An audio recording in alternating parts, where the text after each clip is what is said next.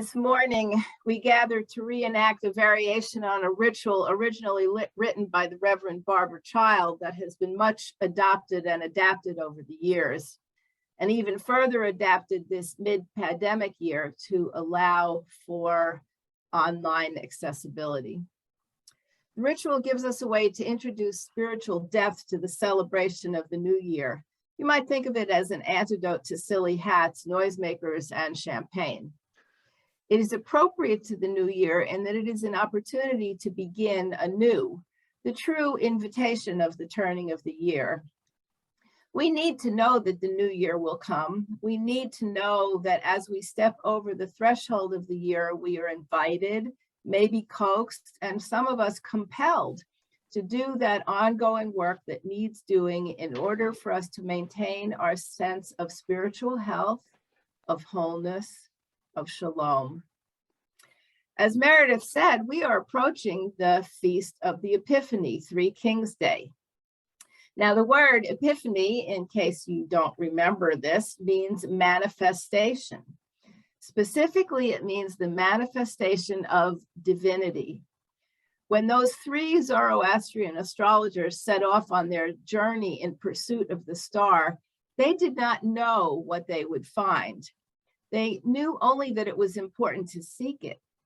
But when they arrived at the stable, the story tells us, it became obvious to them.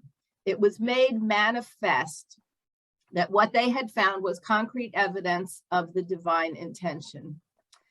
Now, artists over the century have depicted this experience as one of serene awe. The stable is a beautiful and peaceful place. The baby sleeps undisturbed as the parents sit by and gaze in love and wonder. The kings offer their somewhat unlikely gifts, then turn and begin their long journey home, touched and grateful. But that is not likely the way for anybody to receive a real epiphany. The point, after all, of epiphany is to shake things up, to turn your world upside down. Why else would the divine bother to make itself manifest? I think T.S. Eliot captured it better in his poem, The Journey of the Magi. A cold coming we had of it, just the worst time of the year for such a journey, and such a long journey. The ways deep and the weather sharp, the very dead of winter. The camels galled, sore-footed, refractory, lying down in the melting snow. There were times we regretted the summer palaces on slopes, the terraces, and the silken girls bringing sherbet. Then the camel men cursing and grumbling and running away and wanting their liquor and women, and the night fires going out, and the lack of shelters, and the cities hostile, and the towns unfriendly, and the villages dirty and charging high prices. A hard time we had of it. At the end, we preferred to travel all night, sleeping in snatches, with the voices singing in our ears, saying that this was all folly. Then at dawn, we came down to a temperate valley, wet, below the snow line, smelling of vegetation, with a running stream and a water mill beating the darkness, and 3 trees on a low sky, and an old white horse galloped away in the meadow. Then we came to a tavern with vine leaves over the lintel, 6 hands at an open door, dicing for pieces of silver, and feet kicking empty wineskins. But there was no information, and so we continued and arrived at evening, not a moment too soon. Finding the place, it was, as you may say, satisfactory. All this was a long time ago, I remember, and I would do it again, but set down this. Were we led all that way for birth or death? There was a birth, certainly. We had evidence and no doubt. I had seen birth and death, but thought they were different. This birth was a hard and bitter agony for us, like death, our death. We returned to our places, these kingdoms, but no longer at ease here in the old dispensation with an alien people clutching their gods. I should be glad of another death. It was hard. And birth is also hard, as those of us who have participated in such an event can attest. But we can also attest to the profound joy and the profound changes that come with the process. So I invite you now to turn your attention to whatever you would give birth to this year in yourself. Take a moment to reflect on what you would give birth to, remembering that this is a chance to welcome the future, to start the process of making manifest your hopes, to begin to realize the potential with which you were born.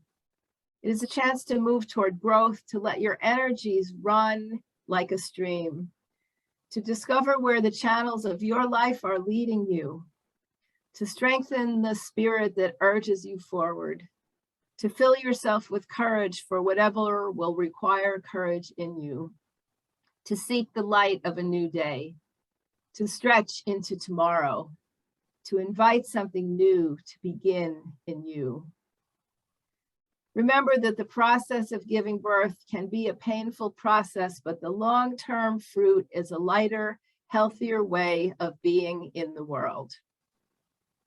Now, if we were gathered in the octagon, I would have a cradle in the front of the room, and I would invite each of you to come up and put in the cradle something that symbolizes that which you wish to give birth to.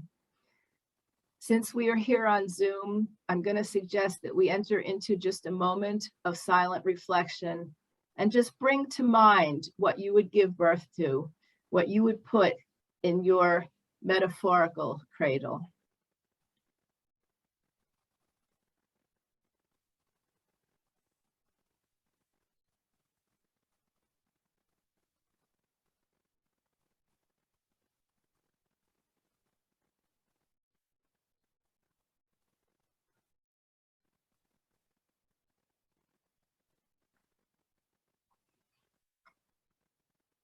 So if we are to embrace new possibilities, we may need to make room by letting go of some things. Maybe the first thing to let go of is some of the fraudulent nonsense surrounding this holiday season. Jesus was not born on December 25th. The three kings did not arrive at the stable on January 6th. And why would Joseph and Mary still be there anyway? There was still no room at the inn 12 days later. And a new year does not begin on January 1st. All of these dates are artificial constructs linked to mystical and metaphorical stories. It's all a fraud. And yet it is all true, every bit of it. As the novelist Virginia Woolf once said of her craft, nonfiction is about facts, but fiction is about truth. It is in stories that we learn the real truth about our lives, and it is in rituals that reenact those stories that we remember those truths and remind ourselves of the ideals that we strive towards in our search for truth. The Sabbath, said Jesus, was made for humankind and not humankind for the Sabbath. Now that man, Jesus, whose non-birthday we just celebrated a week ago, was pretty smart about all things religious and about people who crave and create all things religious. Our rituals, he taught us, emerge out of our needs, like the need to let go of old hurts and resentments that have become burdens that weigh us down, to let go of guilt and regret for things we did or said, or things that have gone unsaid or undone. There's no magic to this. It's part of a process. If we are in need of forgiveness, we still need to ask it and to make amends. But once that is done, we also need a way to acknowledge that work has been done and that lingering regret is not healthy. If someone has hurt us, we do not pretend that in an instant it is okay. We still need to work through the pain, protect ourselves from further hurt, and establish firm boundaries of safety. But once that is done, we need a way to acknowledge that the work has been done and that lingering resentment is not healthy. So take a moment now to contemplate what you wish to let go of, to put in the metaphorical coffin of the old year. Remember that this is a chance to let go of the past, to dismantle a sorrow while keeping the best of what was. This is a chance to cast off an old skin, to move out of a place where you have been stuck, to shed a dream that was not destined to come true, to drop a souvenir that is too heavy to keep carrying, to break a tie that binds too tightly, to acknowledge an ending that has already happened. It is an opportunity to let go. Letting go is not always easy. In fact, it is often quite painful, but the long-term fruit is a lighter, healthier way of being in the world. So let's enter into a time once more of silent reflection on what you would bury with the old year. What do you want to place in our metaphorical coffin?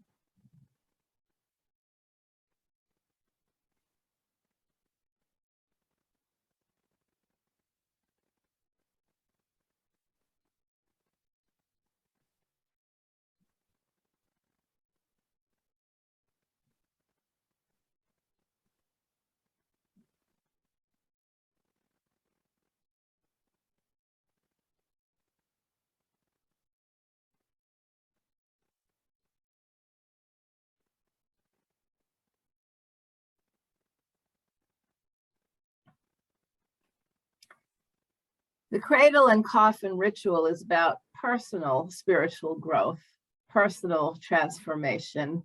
But we, of course, are also about being a community of transformation.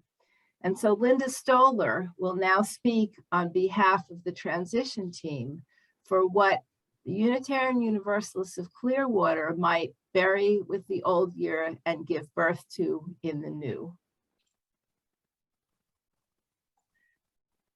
These are the combined words and thoughts of our transition team. This has been a hard year for us as a congregation.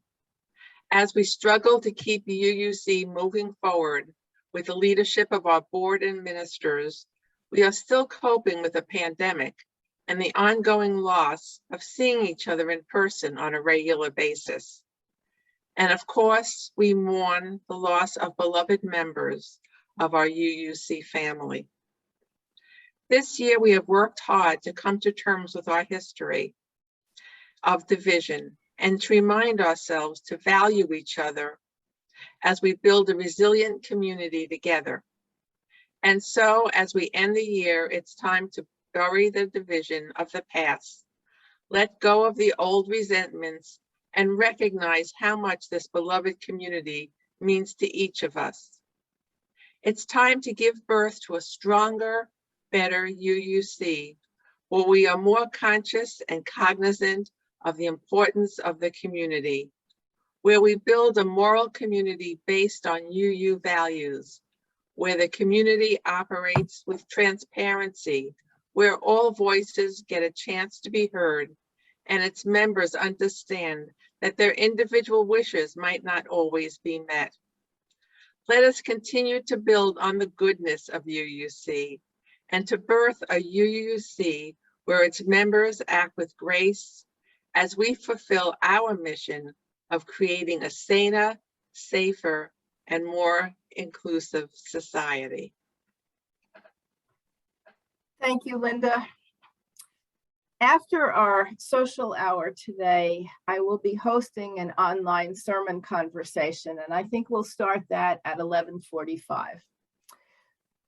In that conversation, you will have an opportunity, if you wish, to talk about the personal spiritual transformations that you are hoping to give birth to, or those that you have buried. Sometimes saying it out loud in front of a witness will make it more real.